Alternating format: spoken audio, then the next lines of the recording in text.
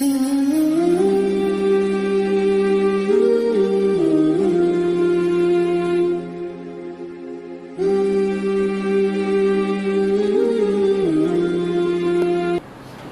ذمہ داریاں ڈالتا ہے. جو ذمہ داریوں سے بھاگتے ہیں وہ ہمیں آج جینا سکھاتے ہیں, ہمیں گھر بسانا سکھاتے ہیں. آؤ دیکھو یہ اسلام کیسا ہے. ہم نے تو وہ باتیں بھی سنی جو شاید زندگی میں ہم کبھی سنا کرتے تھے, تصور بھی نہیں تھا, جو آج ملک پاکستان میں بڑے افسوس کے ساتھ کہ ہمیں یہ نام بھی لینے پڑتے ہیں. ہمیں یہ اپنی عوام کو منبر و محراب پر بتانا پڑتا ہے, سمجھانے پڑتے ہیں وہ مسئلے مسائل. اللہ کے نبی صلی اللہ علیہ وسلم سے حذیفہ بن یمان کہتے ہیں, اللہ کے نبی صلی اللہ علیہ وسلم آپ کے آنے سے پہلے بڑی برائیاں تھیں, ہم میں بڑے گنہگار تھے, بہت خطا کار تھے. آپ دنیا میں آپ کو ایمان, آپ کو نبوت نہیں ملی تھی, اسلام نہیں تھا, ہم بڑے گنہگار معاشرے کی گری ہوئی قوموں میں تھے. لیکن جب آپ آئے, اسلام کی دعوت دی, ہمارے اندر خیر آ گئی, بھلائی آ گئی. اللہ کے نبی میرا ایک سوال ہے کہ اب اس بھلائی کے بعد کیا دوبارہ برائی آئے گی؟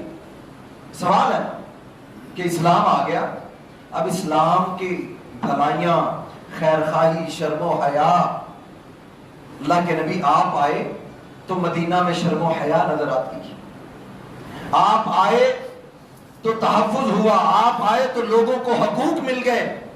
اسلام آیا تو ایک نظام بن گیا, حتیٰ کہ غیر مسلموں کو بھی اسلام نے وہ حقوق دیے جو ان کا اپنا مذہب ان کو نہ دیتا تھا, ان کے اپنے بڑے لیڈر اور حکمران ان کو نہ دیتے تھے. اسلام نے ان کو وہ حقوق عطا فرمائے. حذیفہ بن یمان کہتے ہیں اللہ کے نبی صلی اللہ علیہ وسلم, کیا ایسا ممکن ہے کہ آپ کے آنے سے پہلے برائی تھی, آپ آ گئے, اب خیر ہے, اب کیا اس کے بعد بھی برائی آ سکتی ہے؟ اللہ کے نبی صلی اللہ علیہ وسلم نے فرمایا ہاں حذیفہ, خیر کے بعد پھر برائی بھی آئے گی. حذیفہ کہتے ہیں میں نے پھر پوچھا اللہ کے نبی صلی اللہ علیہ وسلم کیا پھر اس کے بعد خیر آئے گی, بھلائی آئے گی؟ آپ نے فرمایا ہاں حذیفہ, اس کے بعد پھر بھلائی آئے گی, پھر اس کے بعد برائی آئے گی. پھر نبی علیہ السلام سے حذیفہ کہتے ہیں اللہ کے نبی صلی اللہ علیہ وسلم ایسا کیوں ہوگا, ایسا کیوں ہوگا؟ آپ صلی اللہ علیہ وسلم نے فرمایا تمہارے اوپر ایسے حکمران مسلط ہوں گے, ایسے حکمران مسلط ہوں گے جو غیر شرعی قوانین تم پر مسلط کریں گے, جن کو کوئی علم نہیں ہوگا کہ دین ہمارا اس کے بارے میں کیا کہتا ہے, اسلام ہمارا کیا کہتا ہے. نبی علیہ السلام کی یہ حدیث جو حذیفہ بن یمان رضی اللہ تعالی عنہ نے اللہ کے نبی صلی اللہ علیہ وسلم سے سوال کر کے پوچھا, آپ نے فرمایا ہاں حذیفہ تم پر حکمران مسلط ہوں گے, وہ اتنے بدترین ہوں گے کہ وہ غیر شرعی کام, غیر شرعی, جن کا دین سے, اسلام سے, اللہ کے نبی کی سنتوں سے, آپ کی اطاعت سے کوئی تعلق نہیں ہوگا, ایسے ایسے کام تم پر مسلط کر دیں گے. اللہ کے نبی صلی اللہ علیہ وسلم نے پھر فرمایا وہ ان حکمرانوں کے دل شیاطین کے دل ہوں گے, مسلمانوں والے دل نہیں ہوں گے. ہر وقت ان کے دل میں شیطان ہوگا. فرمایا دل ان کے شیطانوں والے ہوں گے. حذیفہ بن یمان کہتے اللہ کے نبی اگر وہ وقت میں پاؤں, اگر ایسے حکمران آ جائیں تو میں کیا کروں, مجھے کیا کرنا چاہیے؟ اللہ کے نبی صلی اللہ علیہ وسلم جب بدترین حکمران آ جائیں جو غیر شرعی قوانین ہم پر مسلط کر دیں, جن کے دل شیطانوں والے ہوں, جو اللہ کے نبی کی سنتوں سے انحراف کرنے والے ہوں, جو اطاعت اللہ کے نبی کی نہ کرنے دیں, ایسے حکمرانوں کے دور میں اللہ کے نبی ہم کیا کریں؟ یقین کریں ہمارے نبی نے معاشرے کو تقسیم نہیں کیا, اسلام نے معاشرے کو توڑا نہیں ہے. یہ خاندانی نظام, یہ ملکوں کے نظام, یہ برادریزم, یہ سندھی, یہ بلوچی, یہ پختون, یہ اسلام کے نعرے نہیں ہیں. ہم نے یہ ملک ایک نعرے پہ لے لیا تھا کہ ہم سب پاکستانی ہیں, لا الہ الا اللہ کی بنیاد پر. وہ کوئی بھی تھا, جو مرضی زبان اس کی تھی, ایک کلمے کی بنیاد پر ہم نے یہ ملک لے لیا. تو پھر سوچئے کون سے بدترین حکمران تھے ہم پر جنہوں نے ہمیں فرقہ واریت، یہ سندھیوں کا صوبہ، یہ پنجاب تو نیا نعرہ چند سالوں سے سنتے سرائکستان، زبانوں پر شہروں کے نام، زبانوں پر لسانیت کے نعرے، یہ بیڑا غرق کر کے رکھ دیتے ہیں ملکوں کا، نظاموں کا اتحاد توڑ دیتے ہیں، یہ ڈیوائیڈ کرنا قوموں کو، یہ اسلام کا مزاج نہیں ہے۔ اسلام کیا کہتا ہے؟ بدترین حکمران تم پر مسلط ہوں، مسلمان ہوں، اگر وہ نماز پڑھتے رہیں، نماز کی تلقین کرتے رہیں، تو تمہارا نبی تمہیں حکم دیتا ہے ان کی اطاعت کرتے رہنا، اور معاشروں کو چھوڑ کر کہیں نہ جانا۔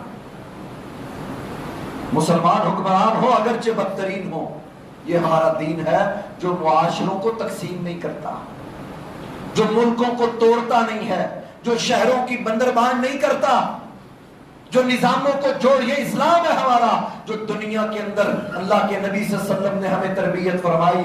حذیفہ کہتے مجھے میرے نبی نے کیا نصیحت فرمائی؟ کہا حذیفہ اگر ایسے حکمران ملے تو ان کی اطاعت کرنا، ان کی بات کو سننا، خروج نہ کرنا، اگرچہ تمہاری پیٹھ کو کھنجروں کے ساتھ زخمی بھی وہ کرتے، تب بھی تم اس معاشرے کے ساتھ، اس نظام جو مسلمانوں کا ہے، اس نظام کے ساتھ جڑے رہنا، یہ تمہیں تمہارا نبی حکم دیتا ہے۔ خاندان، رشتہ دار، برادریاں، یہ تو بڑے مقدس رشتے ہیں۔ اسلام تو ہمیں اس سسٹم سے، یہ پاکستان کا جو نظام ہے ہمارا، اسلام تو ہمیں اس سے نکلنے کی اجازت نہیں دیتا۔ جتنے مرضی یہ بدترین ہو جائیں، لیکن دین کہتا ہے ان کے خلاف، ان کے اوپر ایسے فتوے، ان کو کافر قرار دے دینا، ان کے اوپر مشرک کے فتوے، یہ ہمارا دین ہمیں اس کی اجازت ہی نہیں دیتا، بلکہ کیا کہا؟ ان کو نصیحت کرو۔ بڑا جہاد کہا کہ جو ایک ایسے حکمران کے سامنے کلمہ حق بلند کر دے، فرمایا بڑا جہاد ہے یہ بھی کہ جب کوئی کسی ایسے شخص کے سامنے، ایسے حکمران کے سامنے کلمہ حق بلند کر دے، یہ ہمارا دین ہے کہ اس کے سامنے کلمہ حق بلند کرو۔ یہ جو آج ملک پاکستان کے اندر، ایک بات ذہن میں رکھیے گا، یہ دینی مسئلہ ہے، یہ پاکستان کا مسئلہ نہیں ہے، یہ پوری دنیا کا مسئلہ ہے اس وقت۔ اسلام ہمارا ہمیں کیا کہتا ہے؟ ہمیں بس اس کو دیکھنا ہے۔ اللہ تعالیٰ نے مرد کو پیدا کیا، عورت کو پیدا کیا، یہ دو تخلیقات اللہ نے کی۔ ہاں تیسری تخلیق ہوئی جس کو ہم مخنث کہتے ہیں، خسرا کہتے ہیں، یا جن کو ہجڑا بولا جاتا ہے، جن کے قوانین کے تحفظ کی آڑ میں جو گند کھولا گیا وہ ہم بیان کرتے ہیں۔ یہ تین قسم کے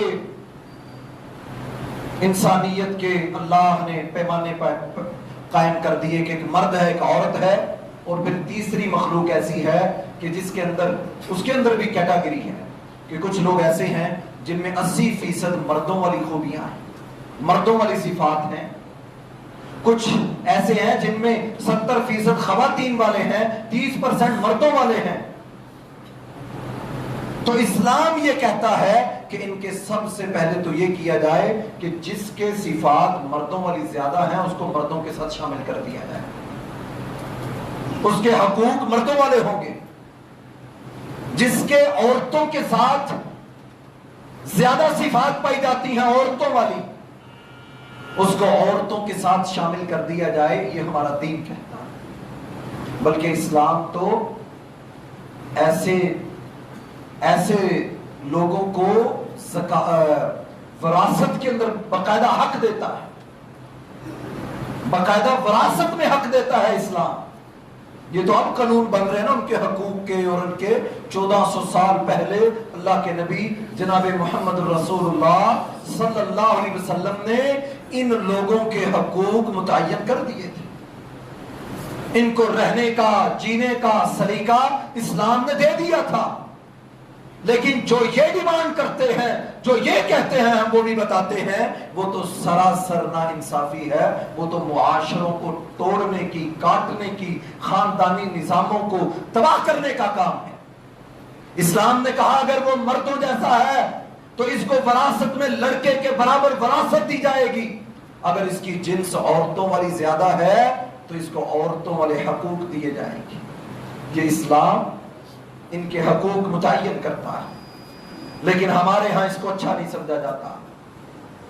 لوگوں نے اس کو گناہ کا ذریعہ سمجھا، برائی کا ذریعہ سمجھا، اور یہ لوگ بھی اس میں پہلی صفوں میں کھڑے ہوئے نظر آئے، چوکوں میں، چوراہوں میں بھیک مانگتے ہوئے، رات کو 12 بجے کے بعد سڑکوں پر گناہ کے کام کے لیے. جب انہوں نے اپنے آپ کو پیش کیا تو پھر ان کے حقوق غصب ہونا شروع ہو گئے. لوگوں نے ان کو گھروں میں رکھنا چھوڑ دیا، ماں باپ نے ان کو اپنا بیٹا ماننے سے انکار کر دیا. پھر لوگوں نے تحفظ دینے کی بجائے ان کو 5 روپے 10 روپے دے کر ٹرکانا شروع کر دیا. یہ تب ہوا جب یہ لوگ خود اس فیلڈ میں آئے، ورنہ اسلام تو تحفظ دیتا تھا، اسلام تو حفاظت کرتا تھا، اسلام نے تو ان کو گھر میں رہنے کے طریقے اور اصول اور آداب بتائے تھے. انہوں نے خود اس رستے کو چنا، آج اس کی سزا بھگت رہے ہیں. آپ دیکھ لیجئے جو بل پاس ہوا جو پارلیمنٹ میں یہ 2018 میں، جس کے آج کل میڈیا میں چرچے ہیں، ٹرانسجینڈر کا بل. اب یہ ان تینوں چیزوں سے مختلف بل ہے، اس کا ان تینوں سے تعلق ہی نہیں ہے، نہ مرد سے، نہ عورت سے، اور نہ ہی مخنث سے، خسرے سے، ہجڑے سے، اس کا تعلق ہی نہیں بل کا. یہ بل کیا ہے کہ کسی شخص کا دماغ گھومے، نادرا کے آفس جائے اور جا کر کہے جناب میں عورت بننا چاہتا ہوں، میں عورت ہوں، مجھے عورتوں والا آئی ڈی کارڈ جاری کیا جائے. نادرا پابند ہوگا بغیر تحقیق کیے، بغیر تفتیش کیے، بغیر میڈیکل رپورٹ کے. دنیا میں یہ دیکھیں نا، بدترین حکمرانوں کی مثال، دنیا میں کہیں ایسا قانون نہیں ہے، دنیا میں کہیں، یورپ میں ایسا قانون نہیں ہے.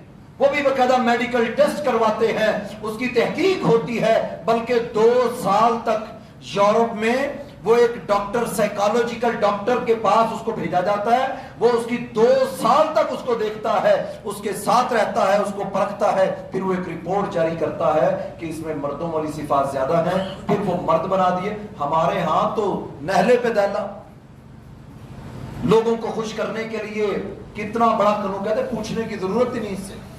ہم تو اتنے آزاد خیال ہیں، بس وہ نادرا کا بیٹھا ہوا بندہ پابند ہے، اس نے کہہ دیا میں عورت ہوں، وہ فوراً میل سے اس کو فیمیل کر دے گا، اس کا آئی ڈی کارڈ جاری کرنے کا پابند ہوگا.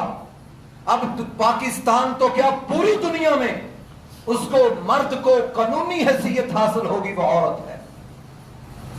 اب یہی تو کام وہ چاہتے تھے پہلے، کیونکہ مسلمان کہتے تھے کہ مرد سے بدکاری کرے تو زنا ہے، کیونکہ اسلام ہے نا کہ اگر مرد عورت سے بدکاری کرے تو کیا سزا ہے، 100 کوڑے لگائے جائیں. اگر شادی شدہ ہے تو رجم کر دیے، یہ اسلام کی سزا ہے، اگرچہ لاگو نہیں ہے یہاں پہ. لیکن اگر مرد سے بدکاری کرے تو اللہ کے نبی صلی اللہ علیہ وسلم نے کیا سزا بتائی کہ اس کو زندہ رہنے کا حق نہیں ہے، اس کو قتل کر دو. اتنا بڑا گناہ ہے، اتنا بڑا گناہ ہے یہ. سب سے بڑا گناہ یہ ہے کہ جب مرد سے بدکاری کرتا ہے تو اسلام یہ سزا دیتا ہے کہ اس کو فاعل اور مفعول دونوں کو زندہ رہنے کا حق نہیں ہے. شریعت اسلامیہ یہ کہتی ہے ان دونوں کو قتل کر دیا جائے. تو انہوں نے آر کیا لی، ٹرانسجینڈر بل کی آر لی. 28,000 درخواستیں 22 جون 2018 سے لے کر آج جون 2022 تک 28,000 لوگوں نے اپلیکیشن دی ہے، جن میں سے زیادہ مرد ہیں جو عورت بننا چاہتے ہیں، جو عورتیں ہیں وہ مرد بننا چاہتی ہیں. اب ہوگا کیا، وہ آئی ڈی کارڈ عورتوں والا ہے یہ مرد. اب لڑکا کہے گا میں اس لڑکی سے شادی کرنا چاہتا ہوں جو حقیقت میں مرد ہے. اب نکاح نامے پہ کیا لکھا جائے گا کہ یہ تو لڑکی ہے، یہ تو پاکستان کی I D card, national I D card identity جو اس کو دی گئی ہے اس کے مطابق یہ خاتون ہے، جبکہ حقیقت میں وہ مرد ہے. وہ کہتے اعتراض کیسا، ہمارا قانون اس کو تحفظ دیتا ہے کہ وہ عورت ہے. تو اس نے مرد سے تو شادی کی نہیں، اس کی تو شادی ہوئی ہی عورت سے ہے. دیکھ لیجئے یہ نکاح نامہ، یہ مسلمانوں کو لولی پوپ دیا جا رہا ہے کہ دیکھیں یہ ہے، یہ ہم، ایک عورت کہے میں مرد ہوں، باپ فوت ہو جائے، راتوں رات وہ نادرا کے آفس پہنچے کہ جناب میں تو مرد ہوں. بھائی دیکھنا اس کو کیسے سیدھا کرتے کہ وراثت میں ڈبل حصہ لینے کے لیے تم راتوں رات مرد بن گئی. فتنہ فساد پیدا ہو جائے گا. معاشرے کا جو ایک نظام تھا، جو اسلام نے خاندانی نظام دی، اس کو تباہ کر کے رکھ دیا جائے گا۔ ورنہ یاد رکھیں ہم سے پہلے بھی زمین پر لوگ آئے تھے، جو ان لوگوں کے لیے ہے جو ان چیزوں کو سمجھتے نہیں۔